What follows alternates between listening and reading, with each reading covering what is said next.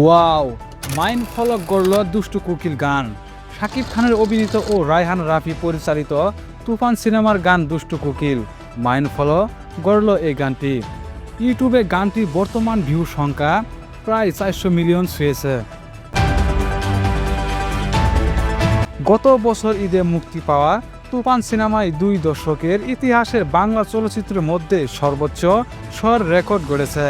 Box office hit এবং সিনেমার গানও বাজিমাত করেছে সঙ্গীতঙ্গে। চরকি এবং SBF এর যৌব ইউটিউব চ্যানেলে দুষ্টু কোকিল গানটি মুক্তির পর দর্শকপ্রিয়তা শুরু করে।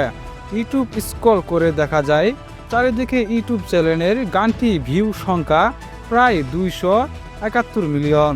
অন্যদিকে SBF ইউটিউব চ্যানেলে গানটি ভিউ সংখ্যা প্রায় 129 মিলিয়ন। দুটি ইউটিউব চ্যানেলের ভিউ যোগ করলে দাঁড়ায় 400 মিলিয়ন ভিউর দিক থেকে দুষ্টু কোকিলের প্রথম কোনো গান যেটি জনপ্রিয়তা মাইন্ড ফলোক স্পর্শ করল। এর আগে টলিউডের বাংলা সিনেমার কোনো গানে এমন জনপ্রিয়তা দেখেনি শোবিজ ইন্ডাস্ট্রি। তো হ্যালো ভিউয়ার্স, শাকিব খানের এমন রেকর্ড কেউ ভাঙতে পারবে না তা এখনো নিশ্চিত করেই বলাই যায়। আর আপনাদের যদি কোনো মতামত থাকে তাহলে অবশ্যই কমেন্ট করতে ভুলবেন না।